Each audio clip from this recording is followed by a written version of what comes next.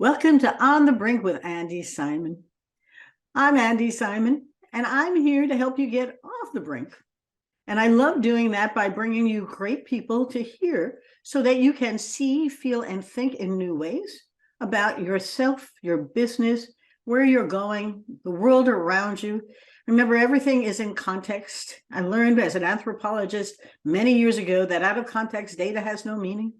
And so now the question is, what is the context of the world we're living in today, and how is it changing and changing fast? And I often teach in my leadership academies how to adapt to fast changing times. It's just the times, they're all moving, and you might as well hold on tight. It's going to be fun. So today I've brought back to hear from Marcey Rader. Now, Marcey was on a podcast a while ago, and I love talking to her. She opens my mind to all kinds of things. She has a great podcast that you should listen to, and we'll put her information on the blog when we're done. But Marcey, thank you for joining me today. I'm so happy to be back, Andi. Well, let me tell the listener or the viewer about Marcey, and I'm going to read her bio and then let her tell us about her own journey. It makes it come alive better than words can. So who is Marcey Rader? I believe, she says, that health powers productivity, and the answer isn't work-life balance, but tech-life balance. And I think that's just a brilliant opening for what we're going to talk about today. She had a case of high stress, high performance, and corporate burnout triggered severe health issues in her 30s. It was an early burnout, and she founded Rader Co.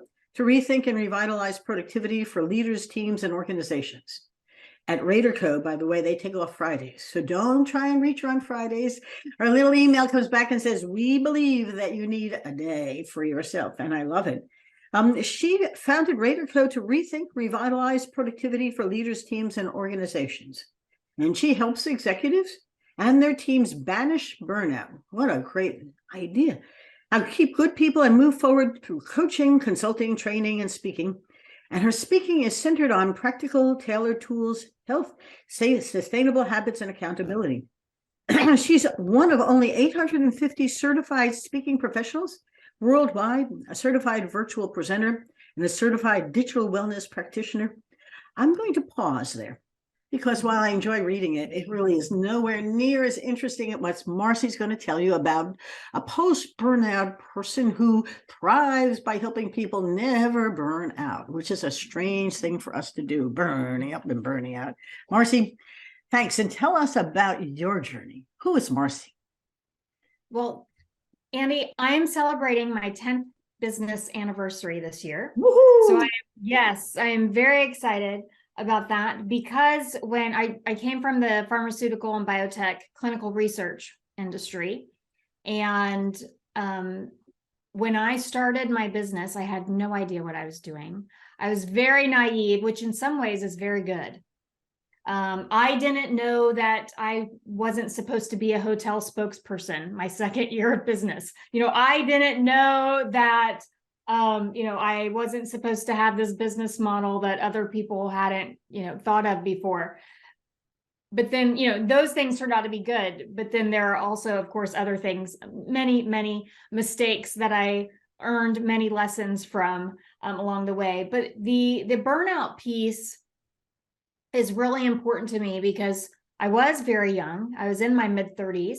I lived a very high stress lifestyle. I traveled up to 48 weeks a year for about a decade. I was an athlete, and I competed in triathlons, Ironmans, ultra marathons, and so on. I was very high achieving. Every promotion was not enough. Every step up was not enough. I just kept making the goal higher. And I triggered, for lack of a better term, like a functional menopause for 12 years. It was, related to stress, and that is not good when you are 35 years old. And also, I have Hashimoto's disease. I have serious Raynaud's disease. All of these things, and when I look back, those are things that could have been fixed. Those are things that I could have prevented. And, so much of it was about not realizing what I could say no to, or not feeling empowered to say no. and striving for what I look back now to see as the wrong things. And when, when I'm speaking with, especially with women, but also with men, when I talk, especially when I talk about that every goal, I just kept setting higher, higher. They can almost always relate. Yes. But nobody was making you set higher and higher goals, were they? Oh, no, it was all me. Oh, and I do think I emphasize that when I'm working with people, whether as a coach or in training programs, that nobody is making you do anything. The question is, how do you want to live your life? And how do you take charge of it in a way that feels comfortable? That point about not saying no or saying no, no, it's not a four-letter word. And how does it fit into, and remember, we live the story in our mind. So the question is, as Marissa Pierce would tell you, what story do you want to live? Because nobody's framing that story. You've created it. You believe it to be true. My favorite quote is, the only truth is there is no truth. And so once you understand that, you realize, oh, that there's another way. You discovered another way, and now you're helping others do the same. Tell us a little bit about that transformation. You went through starting a business, figuring it out, and now it's at a really interesting time.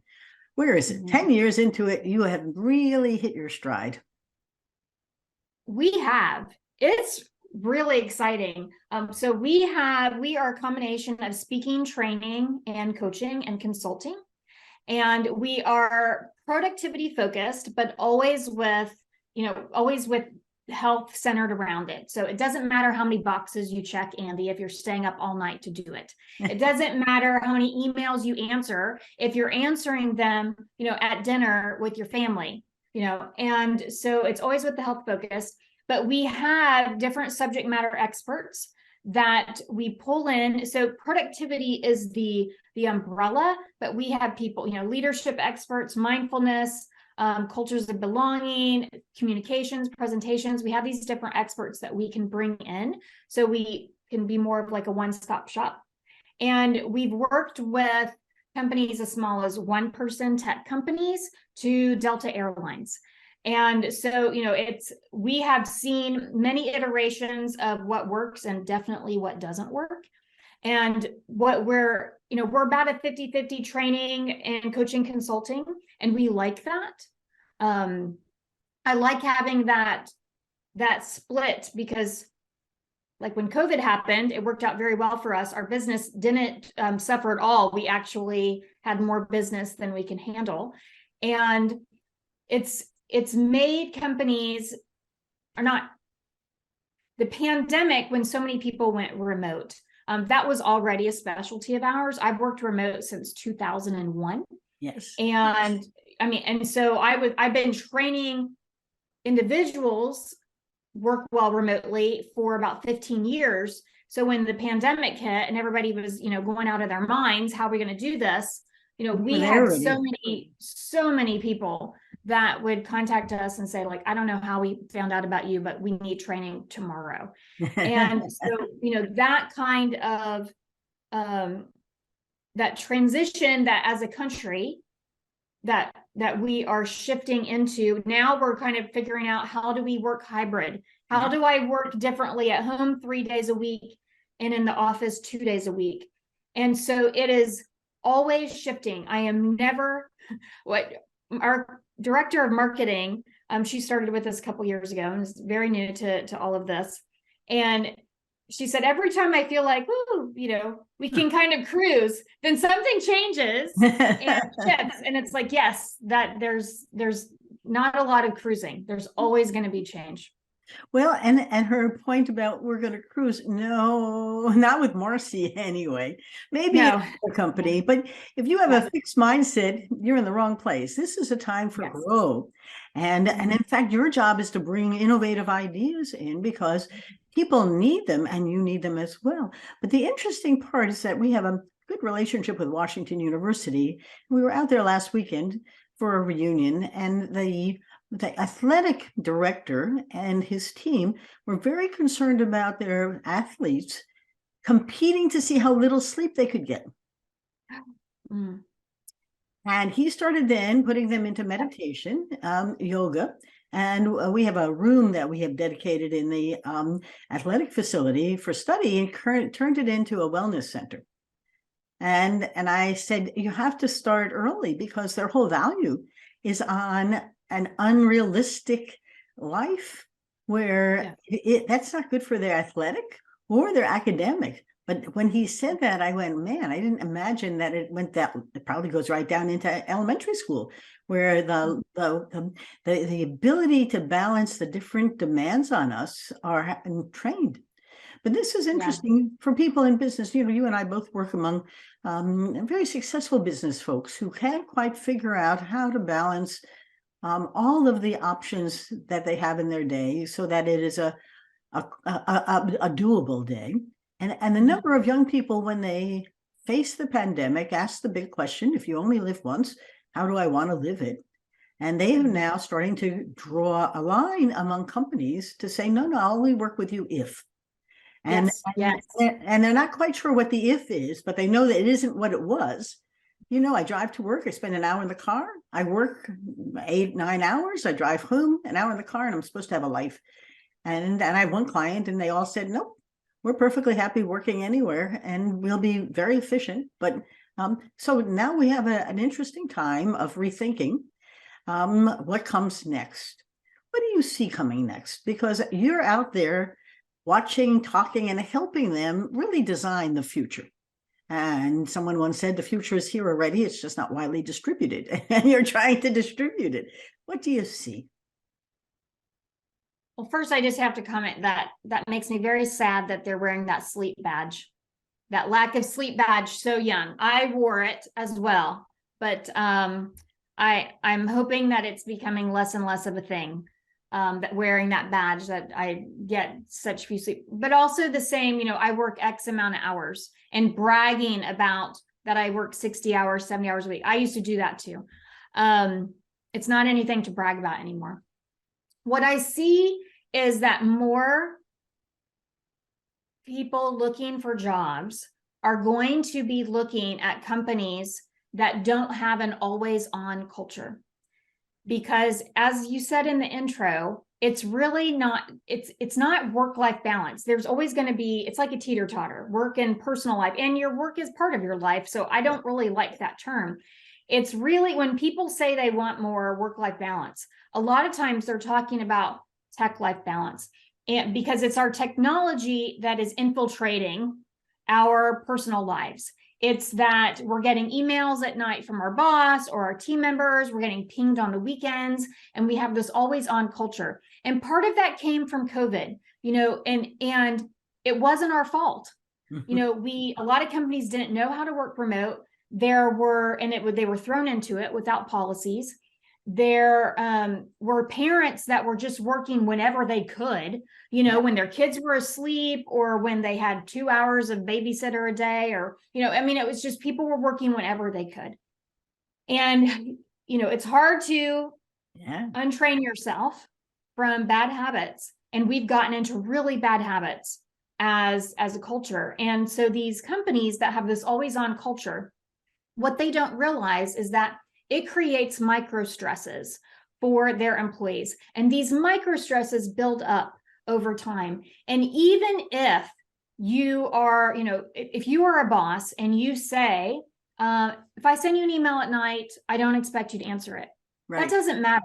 If you are in a position of hierarchy, most people will feel compelled to at least check. And there's actually a stress called anticipatory stress.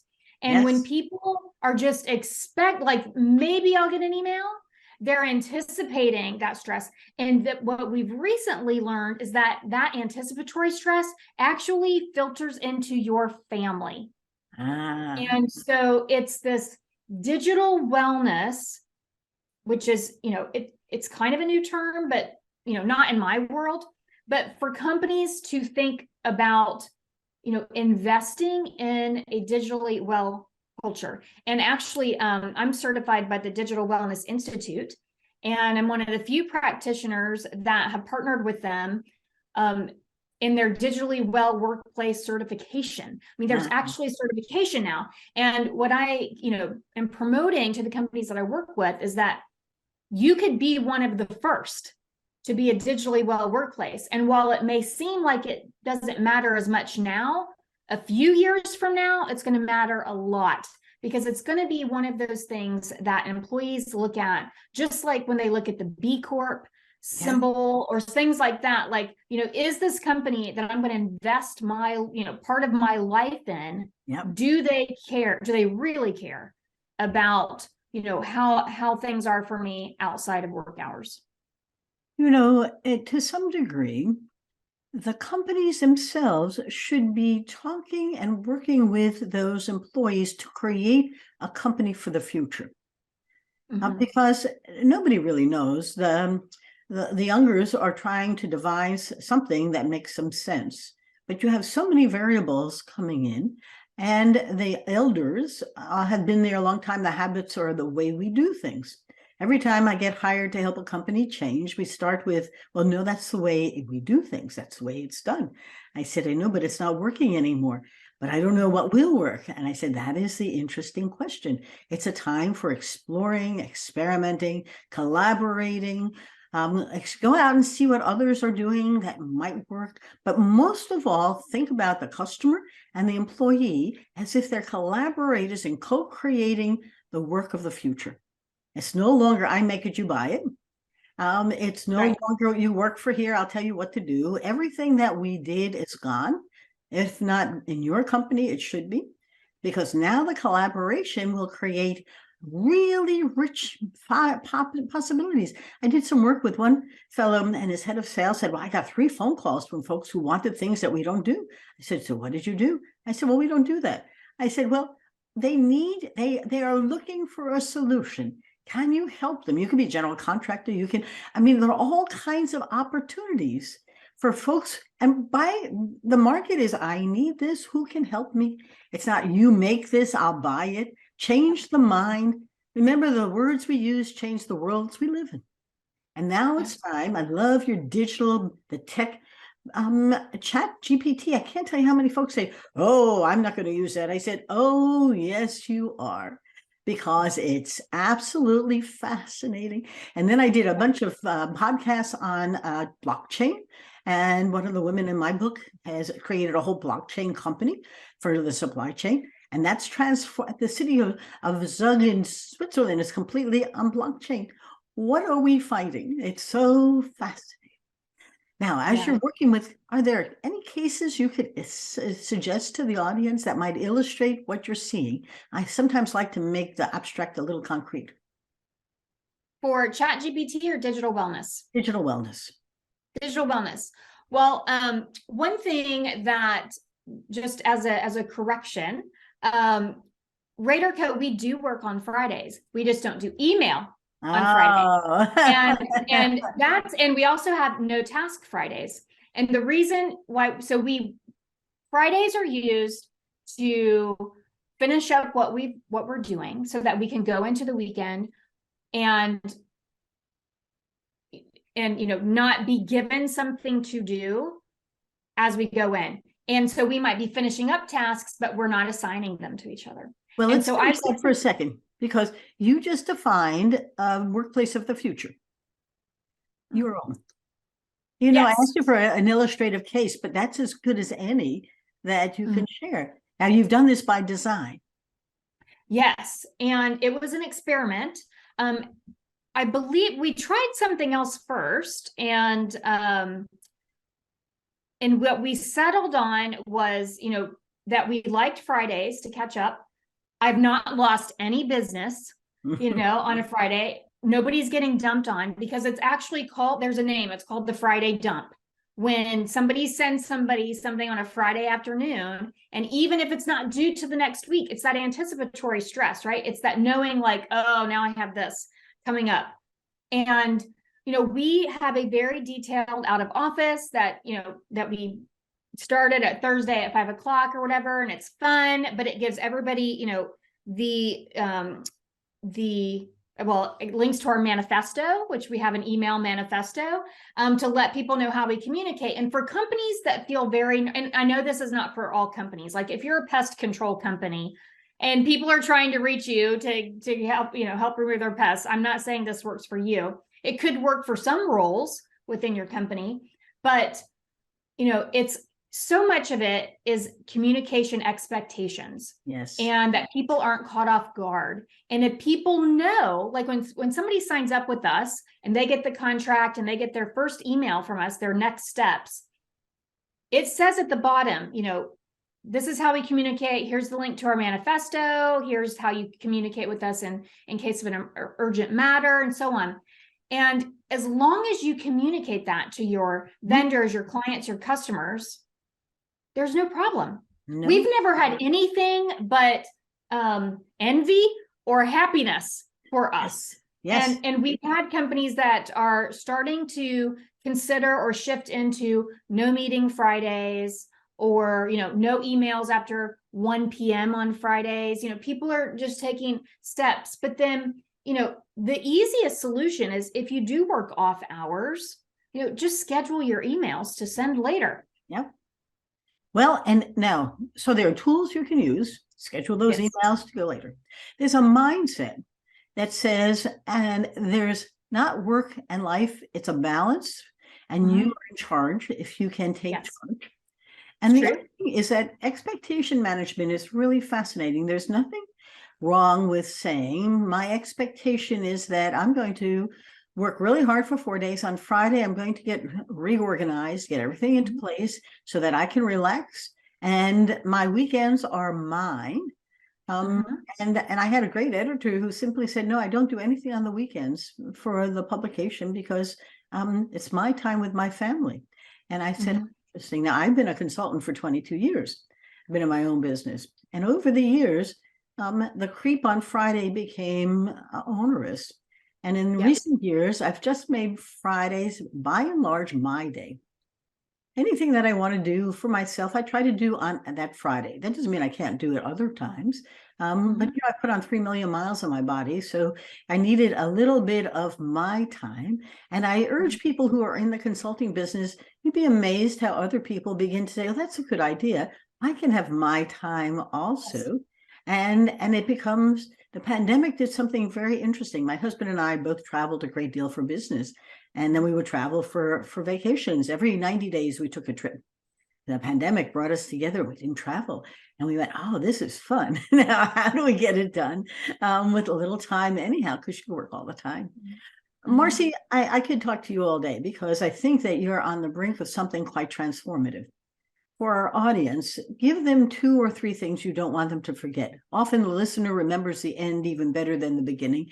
We've talked about so many really important things about the future, both of your life and work. Some things you don't want them to forget now. Yeah. What you said was very important about, we choose to have the life that we want to live. And while I agree that it's up to you. If you're the one checking your email at night, that's on you. And on the weekends, that's on you. However, I also go back to, if you are a leader and you're sending those at night and they know you are, then you're still creating that culture of anticipatory stress. And so it goes both ways. We are the owner of our time, but we also as leaders have to be considerate of that. Something else that I want people or for companies to rethink is the benefits they give for self-care. Yes. The wellness apps, the fitness benefits, the meditation rooms, all of those things. I think they are wonderful. I commend companies that are doing it. However, it puts the responsibility on the person to fix the reasons why they need these things in the first place. If companies would look upstream at the overwhelming workloads or the abundance of tasks that they're giving people without the resources to do them, they wouldn't need all of those apps and benefits downstream. And so while self-care because it's self, it is our responsibility to take that time. It is also the responsibility, just like going back to the communication after hours, it is also the responsibility of the company to determine why we need it so much. Yes. Yeah. Oh, and this isn't going to get easier. It's going to get more complicated. And because the companies are looking for role models among other companies, they're mimics and they imitate each other. And unless so-and-so is doing it, well, that can't be a good idea. So now we've got to find those who maybe they are the companies of purpose, who really begin to see this as a bigger opportunity. Or maybe they're good companies that see the benefits for themselves and others. I think it's going to be, the next few years are going to be transformative in ways that I hope lead us to a better, healthier life. The last thing you want to do is find yourself back in a feudal society. And sometimes I get this kind of weird thing that it feels that way. This is always so much fun. Where can I reach you? What kinds of stuff do you do for folks? Yeah. We are at helloraderco.com. And we work with all size businesses in speaking, their keynotes, conferences, but also training. And our three most popular trainings, one is around email, one is around focus and attention, and another one is around time. And it's not really managing your time, it's using your time effectively and your attention effectively. They go together. Yep. Managing your time and attention go together. And then we also do the coaching and consulting piece around that. This is such fun. Thank you for joining me today. It's always a pleasure to see you. This is virtual or real, I'm not sure, but it's delicious. Thank you again. It's fun. For our listeners, remember, our job is to help you get off the brink and soar. And so On the Brink with Andi Simon is my way of sharing wonderful people who I've met. People say, you haven't monetized your podcast. I said, no, I've joyfully shared great people so that you can see, feel, and think in new ways, which is really what I hope you have seen today. Remember, we decide with the eyes and the heart, and today has felt all about feeling a life that's worth living, that you can create with the tools to do it. The time flies. Remember, every day is very long and every year flies by. That is true. And so take care and be careful. My books are available on Amazon. They're here to help you. My new book comes out in September. It's called Women Mean Business.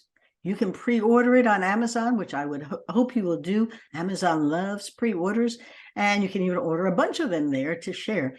My hoop is that Women Mean Business has 102 women in it, all of whom want you to see their wisdom, understand it. And one that I loved is you don't have to believe everything you're thinking. And another one is your network, of course, is your net worth. And then one that I just love is that what you see is you can create. There's hope. And there's really powerful women in there who are ready to help you become the woman you always wanted to be, like Marcey. I think this is such fun. I'm going to wish you all a good day. Please stay safe, stay healthy, and enjoy life. Bye-bye now.